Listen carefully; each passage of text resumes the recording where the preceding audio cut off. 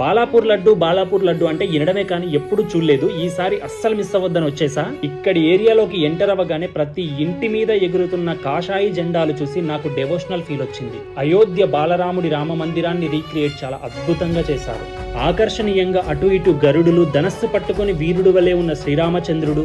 అసలు ఈ బాలాపూర్ లడ్డు చరిత్ర ఏంటంటే, ఫస్ట్ టైం 1994 లడ్డు వేలం పాటలో మోహన్ రెడ్డి కుటుంబం 450 రూపాయలకు దక్కించుకొని ఆ లడ్డూని ఆయన పొలంలో చల్లాడు. బాగా కలిసి రావడంతో మళ్ళీ నెక్స్ట్ ఇయర్ 4500 రూపాయలకు మరోసారి లడ్డూను దక్కించుకున్నాడు. దీంతో లడ్డు ఎంతో మహిమలు కలదని భక్తుల్లో నమ్మకం పెరిగింది. ప్రతి ఏడాది అలా పెరుగుతూ 2023లో 27 లక్షలకు చేరుకుంది. ఈసారి మరి ఎంతకు వెళ్తుందో చూద్దాం. అదే ఈ లడ్డు.